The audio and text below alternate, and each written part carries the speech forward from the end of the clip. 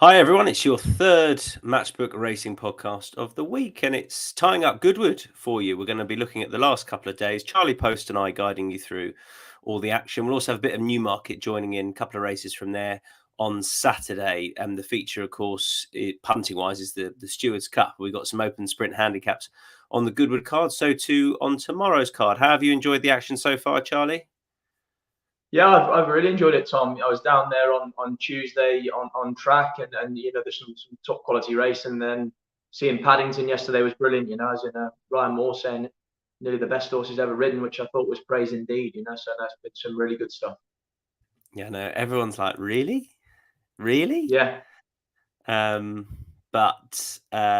maybe he is. I mean, he'll still have to go a little way to match some of the greats he's ridden, I think, on official figures. But God, if he gets to an arc and wins that, then who knows? That would be incredible. It's certainly been mentioned.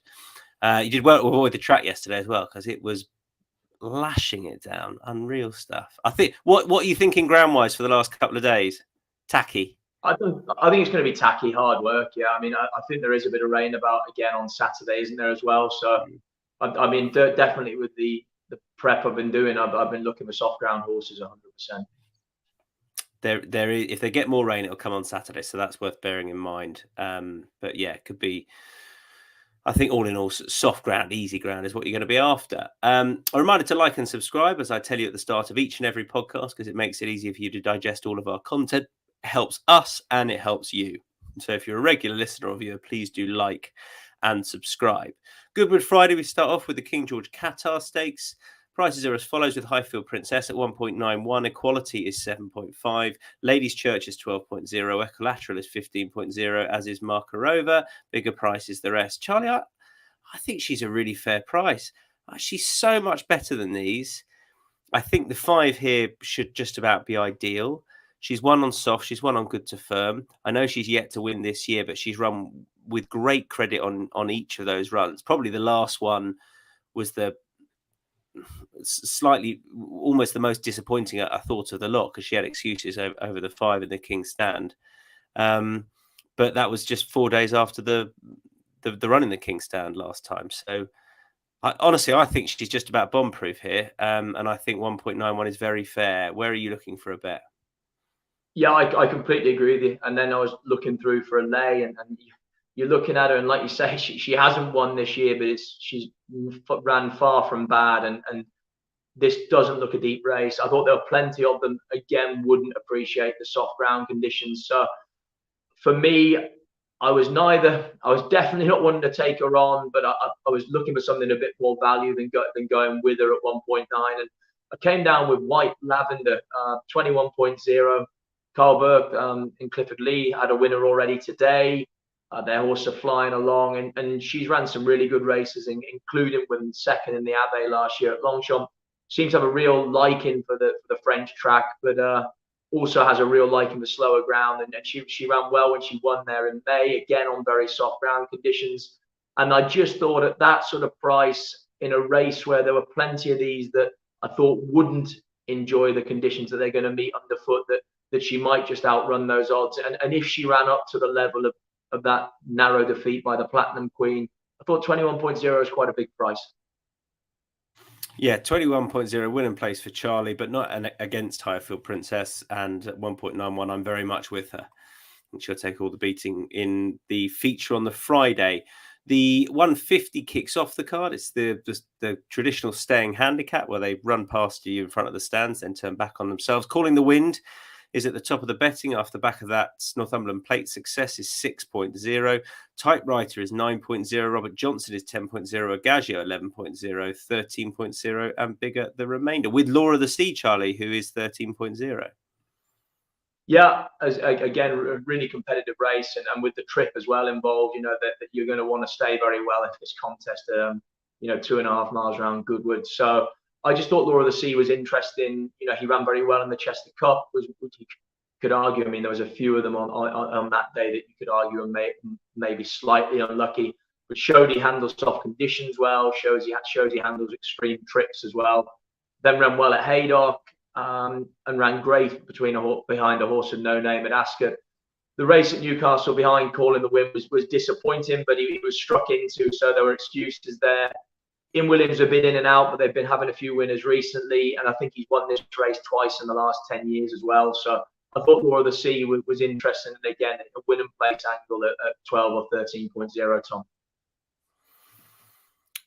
Okay, and I'm with Agagio, who has got a really, really good course record. It improved massively off the back of being picked up in a cellar here. That was at the meeting. That famously, I think the gentleman bought it while his wife was in the loo. But it turned out to be a pretty shrewd purchase because he was rated just 76 then. Loves the track, has won over 2 miles here on soft ground. I don't think the extra half a furlong will be an issue. The one slight concern for me is that he'll want to be away sharper than he was last time, and then he made rapid headway to lead in the early part of the race. But he won't be too far away from the early skirmish. I like the course form as a big plus. The ground may have been a bit too quick the last couple of starts too, so the easing in the ground will have been no bad thing. I thought 11.0 win and place had really obvious claims, but I would just want him to be a bit sharper away than last time. But that looked more like an anomaly than anything. So Agagio and Law of the Sea for the opening handicap. Then they got the Bonham's Thoroughbred Stakes, and we now know that this is exactly where Nostrum is going to run, who is 2.63. Docklands is 5.5. Epictetus is 9.5. Bigger prices the rest. We're both with Nostrum here. I think Charlie and I. Goodness, I think he's comfortably best of these. I don't fully trust Epictetus. Docklands is a good progressive horse. This will be slightly different than the races he's had unfold at Ascot, in particular the Britannia over the straight course last time. And Nostrum, I think, is a really smart individual. I guess he proved himself on quick ground last time, but I was hugely taken with that. And do you know, I honestly think that I think he could be shorter. Like, I'll be putting him in with Highfield Princess, I think, Charlie. Yeah, I can see it definitely, mate. I mean, like you say, Docklands is an admirable and progressive horse, but big field handicap round Ascot to this is a slightly different sort of contest. Nostrum was talked about possibly going for the Sussex after the win at Newmarket last time, and if that's the case, he should be way too good for these. I'm completely with you. Epictetus, difficult to know what to make of him, really, isn't it? At the moment, what does Epictetus really want? Well, like I say, Nostrum, I just can't wait to see him run. He could definitely be shorter than 1.61. I probably wouldn't want to be backing him as an individual, but yeah, if you've got something to double him up with on the day, then I think he's a banker. I mean, I put him down as my best bet because I just don't see him getting beat. As in he just wins. I think they're probably happy enough they ducked Paddington. Definitely. Yeah, I mean, I think that could have been tough. It could have been very tough, the ground as well, which is an imponderable. But I think the way he moves, Tom, I don't see why it should be against him, Nostrum, as in and yeah, I think at this stage of his life, missing out on the challenge against Paddington makes sense, and be great to see them take each other on maybe in the autumn. But as you said earlier, if Paddington's going to be looking to potentially be stepping up to a mile and a half for the art, maybe that wouldn't happen. But I think this also a Group 1 horse. And I think this is a decent stepping stone towards something like that further down the line. Okay, Nostrum, a warm order in the Thoroughbred Stakes. The race won by Baid a couple of years ago, and we know what he went on to do afterwards. The 3 o'clock is the Golden Mile. Love this race. It's quite often a hard luck story for some horses. I like to try and play those prominent in the betting normally. You got a couple in here. I was really tempted by this Ross Collin, who won at the track yesterday as we're recording this, and is going back over a mile, and he's run well in this race before. So I can definitely see that, Charlie. Why Ross Collin at what sort of price we're looking at? 17.0. Yeah, I mean, again, ultra competitive race. I was looking at horses that like the track. Ross Collin fits that brief. He was very good, I thought, yesterday. Relished the testing conditions. Seems to have really come into his own of late. And again, he's viciously handicapped still. He was up at marks up above 100, not much more than a year ago. So 94 with his penalty is definitely not insurmountable. And he is sort of also look back for his form. He's backed up quickly at times with 4 in his life, and has ran very, very well after a quick turnaround. So I thought he won very cozy. I mean, Oisin Murphy is in America, hasn't he? I think on Friday, hence why he wasn't available to take the ride. But Jason Hart's a bad substitute at the moment. He's having a great time with it at Goodwood. Again, another big pricing in the Richmond earlier on today. So I didn't see that as a negative. Drawn 16. The ground's an interesting one, Tom, with the draw is an interesting one with the ground conditions, isn't it? Because 16 would have been a major negative, possibly. But I think the way he's ridden and knowing that they might end up coming up the middle of the track, I'd have thought, or drifting towards the stand side, it maybe doesn't become such a major down point. So I was quite happy to be interested in him again at win and place at 15.0. And then the other one I chucked in was Awal as well, as in, again, loves slow ground. He's been running really good races. He ran an excellent race in the Lincoln earlier on in the season on heavy ground. Very good run in the Hunt Cup behind Jimi Hendrix on better ground, and again was with another solid race behind Biggles last time. He's got the cheap pieces on, and the big thing to make him really of interest is, like I say, the addition of slow ground into the mix, because since Doncaster he's not really had that, certainly not in these big handicaps, and again I think that could bring up an even bigger performance from him. The two I'm with, Charlie, are one's quite well found in the market, which is Racing Breaks Rider at 10.0. Obviously, I can see the case for Latam, who's banged towards the top of the betting. I suppose my one niggle is how the horse tends to be ridden out of 3 is not going to make life easy. And tomorrow is the first day with no cutaway at all. So on that basis, I wouldn't want to be playing at the top of the market. Racing Breaks Rider is progressing nicely. He won't be too far away out of stall number 7. The ground is ideal, and he's just the type of horse where I'd forgive a run last time on quick ground at Ascot. He's proved in his career he doesn't want quick ground, and the straight course I don't really suits the tempo of the race for him, given that he's normally up on the speed. Conor Plan is having an excellent season, so I'm very happy to have him on board. He's a 3-year-old. Beat Le Bon, I think, was the last 3-year-old winner. So it has been done. Not a huge amount tried, but I think he's still got a lot of upside. And the other one who's a big price is, I like a Charlie and Mark Johnson horse on side in this at a price, and that's the Gatekeeper. He'll come out of 5. He'll just give you a run for your money. You never know, he might stay there, but he'll be on the speed. The other Johnson horse actually tends to be a little bit slower away. Frankie Dettori takes that ride on Dutch Decoy. So I probably selected the main 2 pace angles in the race, but I thought the Gatekeeper, I have a slight niggle about him over the trip, but if he's going to do it anywhere, it's going to be at this track. And he was about 26.0, I think. No, even more, 34.0 for the Gatekeeper, who did run well over a mile on easy ground last time, but perhaps didn't quite get home, but I'll chance it. All right, that's Goodwood done. You've got another one, because you study the Wolverhampton card regularly, Charlie, so you got another one on Friday. Obviously, yeah, you know me. Too much time on my hands today. It's a horse. Whether a massive respect for the connections, Laura Morgan. Now, whether this is going to be tomorrow or not, but I thought Socialist Agenda in the first race at 2 o'clock was very interesting. The Apprentice handicap. He had 3 very quick runs: 4th of June, 15th of June, 26th of June, over 8 furlongs and 7 furlongs. He got a mark of 53. This horse, it was a decent 2-mile novice hurdler. He was rated as high as 130 at some stage. And I just fought with a bit of a break, and now immediately stepped up to 1 mile and 6. It just got my ears pricked a little bit now. And yeah, like I say, I'll be having a small interest on him tomorrow. And whatever happens, I'll definitely be following him for the next few weeks, because I just can't believe that a horse as good as he was over hurdles isn't going to be placed to advantage off 53 on the flat. And it just looked a bit of a shrewdy sort of job, 3 quick runs over an inadequate trip, and immediately stepped up to make him of significant interest at some stage.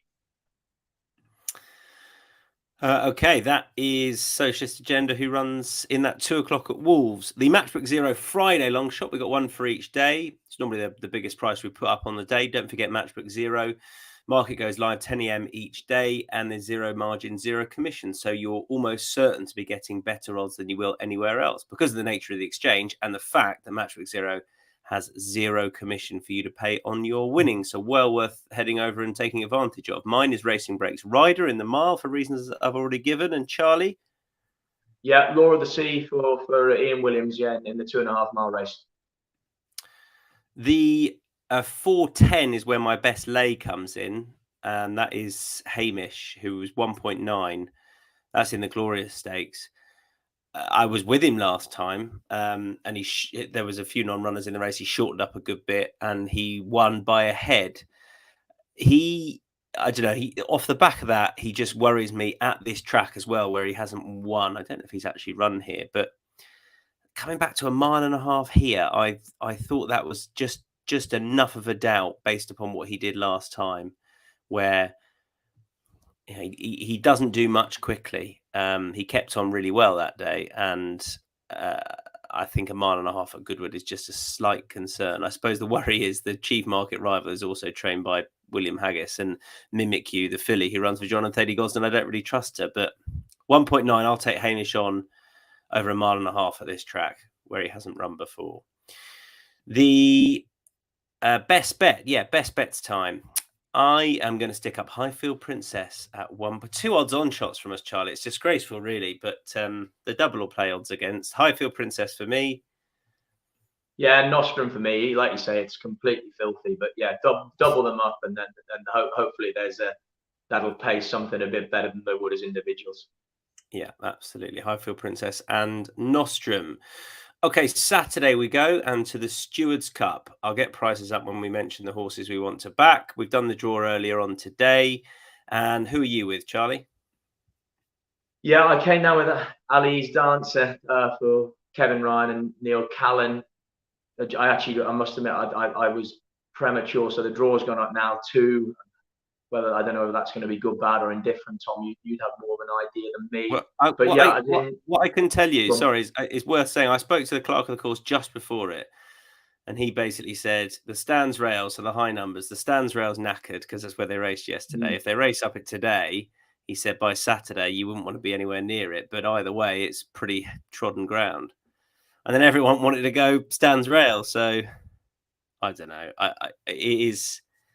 I guess you want strength in quality numbers, and by and large, the best horses or the most high profile horses by and large went high. But there are no hard and fast rules each year, I don't think. Definitely, yeah. So yeah, I came down with him. Look, he's ended up in 2, but he just loves slow ground. Started the year off with a good win at Doncaster on soft ground, off of 93. Was put up 7. He's back down after a couple of very disappointing efforts to 96. And he ran a couple of races behind Orazio, the favourite, at York, at Newmarket, where he ran all right. And then at York behind Bielsa, he's only beat 3 lengths as well. Last 2 runs have been disappointing. I just wondered at Ponty the last day, maybe he didn't like the blinkers. He's got cheap pieces today. And it was just, I just saw he was a big priced horse that's going to relish the underfoot ground conditions. And I can see him outrunning his odds anyway. So Ali's Dancer, 15.0, win and place for me. Okay, and I like Mum's Tipple and have for a while for this race. I think profile-wise, he's absolutely perfect for it. He can race not too far off the speed, sustain a gallop, and we know he's a quick horse. This 6, I think, is ideal. And he ran really well last time. I put him up in the Woking when he ran a really good race to finish 4th at 12.0. He's a pound higher. Frankie Dettori is back on board again. Yeah, stall 5 may not be ideal. As far as and he's rated lower on turf. As far as the ground goes, his best form has come on quick ground. So, he was my anti-post selection for the race, and the rain's come, but he's 17.0, so I'm not going to desert him at that sort of price. But if the rain materialises on Saturday, then that is going to temper my enthusiasm a bit, obviously. The other one I want to back is a I was going to say Juan Le Pan, but apparently it's Juan Le Pan. But who cares? As long as he wins. This horse is drawn 21. I think it's a good draw. Again, he ran really well in the Woking win third. He was second his side. He'll be on the speed. Track, I think, will really suit. Very consistent in these sorts of races, 19.0. I don't know. I third in the Woking, I thought he had done enough to be a little bit shorter. He just doesn't seem to grab the attention of everyone for some reason. I don't know whether it's connections or what it is. Obviously, Mick Appleby's had an excellent week so far with Big Ev. So, yeah, I thought he was a very fair price. A lot about this race should suit, and he might just be well drawn. Juan Le Pan. Okay, that is the Stewards Cup done. We've got the Stewards Sprint next, the 150. I can't remember, Charlie, who I've put up, so I'm going to get the race up and throw over to you. Yeah, I went with the favourite here, Zaman Jamil, for Ryan Moore and Harry and Roger Charlton. He showed the benefit of his comeback run at Windsor, which was perfectly satisfactory when winning nicely at first. Form of that race, what's come out of it probably hasn't been great, but I thought he was well on top of the line. £6 rise.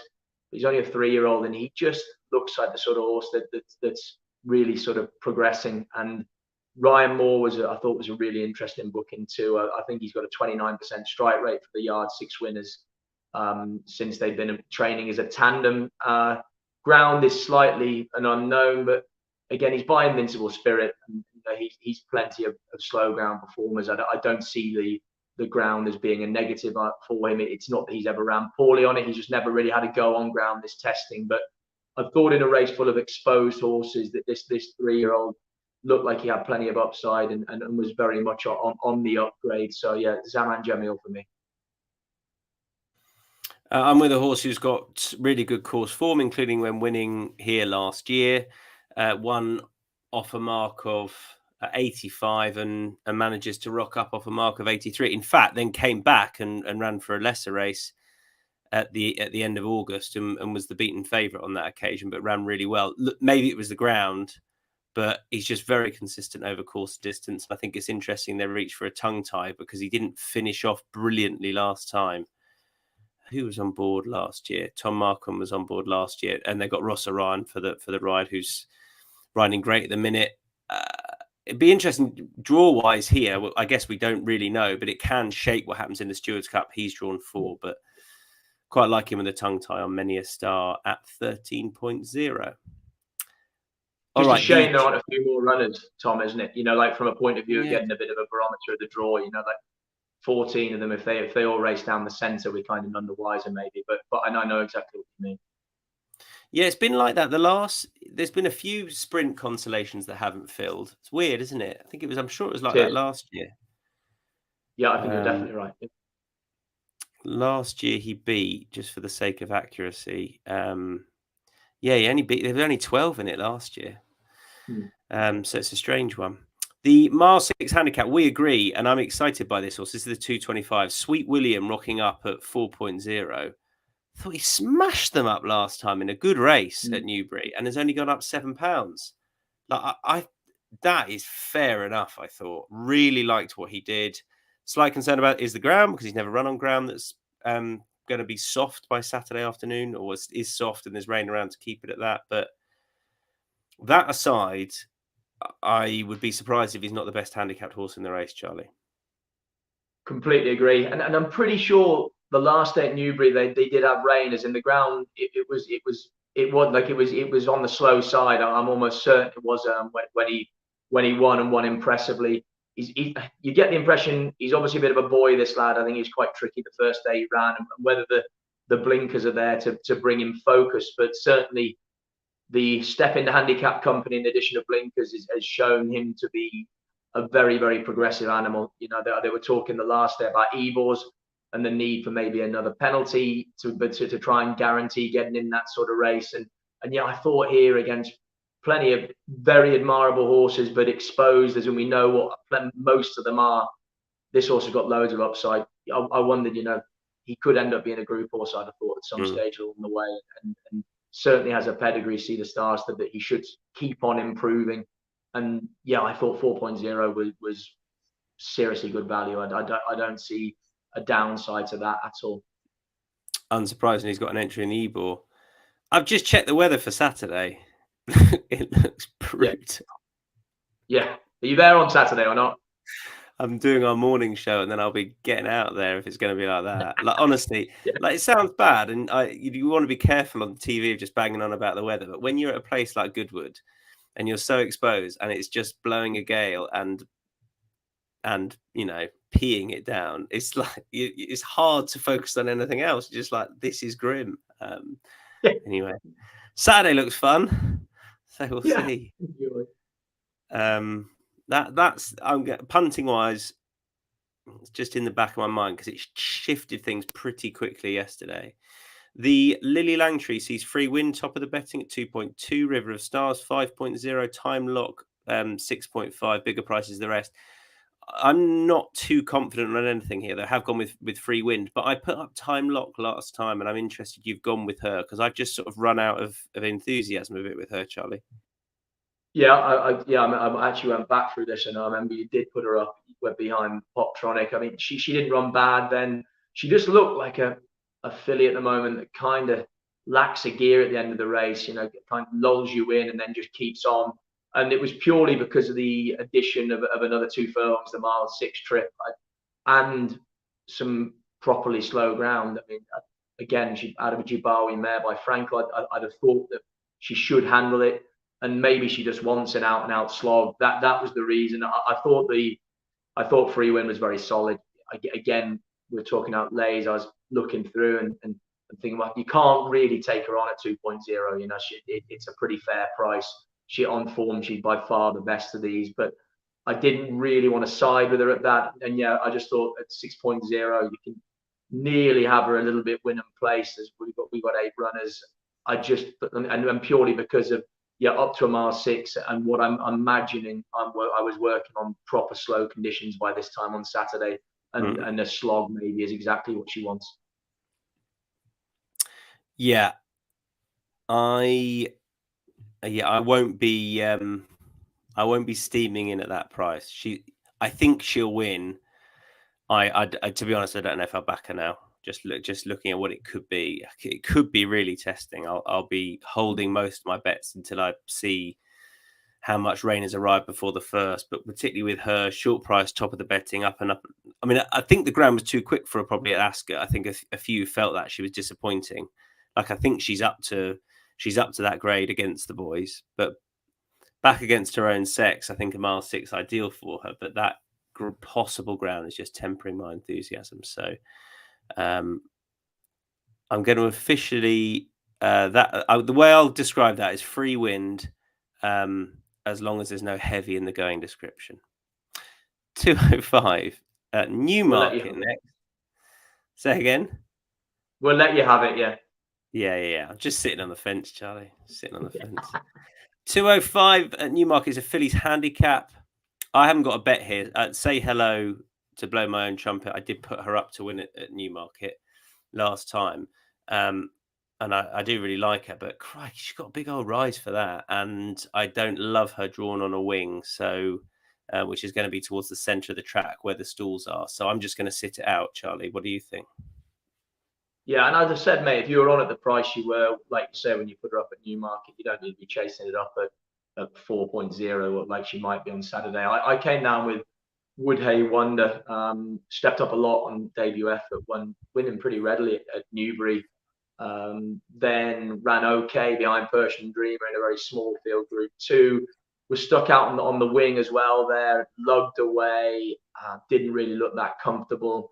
In here, much calmer waters off 88 in a nursery. I just felt that she was a little bit of interest at 6.5. You know, I'd be happy to take on one at the top of the market. And again, big bonus, William Buick booked to ride this filly as well. So that brought her into my sort of radar. And yeah, I'll be having a small bet for Woodhay Wonder, maybe win and place at 6.5. Okay, so Woodhay Wonder. Max says favourite on the 335 today, lads. And I'll reply to that by saying wouldn't back the favourite in that. Wouldn't touch her. I think Al Hussen's the value. Oh, it's I happened. could see that as well. Yeah, I could see that as well. Yeah, I can see that. Yeah, I just worry Aurelian Lemaitre has never ridden the track before. Could be a negative. Yeah. I'd love it if we get away with that as being a prediction. The Chalice is up next. The 240. Do have an opinion on this, but it would help if I got the race up in front of me. I know you're sitting it out, Charlie. I'm with Sweet Memories, who won one of those cash injected novices for 3-year-olds last time. I thought she did it really well. I'm a huge fan of fillies from this yard who they always take a big step forward. In particular, the fillies, I don't know why, from their first to second start, but not just ability wise, but what they do in the race. And she was so slowly away on her debut. She ran an eye-catching race, and then she stepped forward big time last time on Newbury on rain-eased ground. I'm certain that a step up to 1.5 miles is going to see her to decent effect. She's a See the Stars filly, and there's winners up to 1.5 miles on the dam side of her pedigree, so I don't have an issue with that. It's not that I'm against those at the top of the ahead of her in the betting. I'm probably just falling into the trap a bit of feeling like we know how good the 3-year-olds ahead of her in the betting are, and she falls into that. She probably has to be an early 100 filly to be competitive here, and I really think over 1.5 miles she will be. I was really taken with what she did last time. So Amusement's rated 103. I mean, I could see Sweet Memories being able to run to that. And again, Sunset Point ran to a mark a little bit below that last time. So they all might improve, but I was pretty taken with Sweet Memories last time. So I back her at 7.0 win and place because there's 11 in that. All right. Any other bets? I'm going to put up Irish Nectar in the 215 at Thirsk. Now, this is on the proviso that the horse is 5.0 or bigger, but I really think he should be. He came out the race that Golden Mind, I think it was, the Fahy horse, ran in on debut at Hamilton. That you look at Hamilton 2-year-old contest and you might think, man, there's much of a muchness. But it was a Sunday Series race. They're always competitive juvenile contests because they are very wealthy contests, a lot of prize money on offer. And that form worked out really well. And just as well as Golden Mind shaped, the Fahy horse, I thought this horse shaped with a load of promise. The trouble was he ran an absolute stinker last time, but has been gelded subsequently. And I think he's a lot better than he's shown so far. So I'll be back. I think he will be bigger than sort of 6.0, and I'll back him accordingly if he is. Irish Nectar in the 215 at Thirsk. Might be wrong, he might be fav, but I hope not. Matchbook Zero long shot for Saturday, Charlie. Reminder that Matchbook Zero has 0 commission and 0 margin, so you can take advantage of best odds and you're not paying any commission on them. Most likely best odds. Market goes live at 10 a.m. each day, and you can. There's no maximum bet limit on there either, so plenty of winnings hopefully coming your way. If Charlie, who's your Paulie Dancer in the Stewards Cup, mate. Yeah, go for broke in the big one. Ali's Dancer, and I'm with Mum's Tipple in that race as well for my Matchbook Zero long shot. Saturday best bets. I'll go Sweet William in the 225. Charlie. Yeah, I've gone time lock. Time lock in the 3 o'clock. Time lock in the league entry. Good stuff. Excellent. Thanks, Charlie. Nice one. Pleasure, Tommy. Cheers, mate. We'll chat to you again soon. Hope you've enjoyed all the content this week between Galway and Goodwood. Had a few winners as well. Notable mention to Matt Toombs for putting up the lay in the plate Kilcruck place and putting up the winner as well. Gordon Elliott trained horse who just about made all. He said if it's not as bad a ground as we first feared, then I'll back that. It wasn't, and the horse duly obliged. So good stuff to him. Check out our pod if you're watching us live. You can still check out our Galway Day 2 pod, where you'll have enough time to get stuck in there. Head to insights.matchbook.com for a recap of all of our best bets between Galway and Goodwood. Bye for now.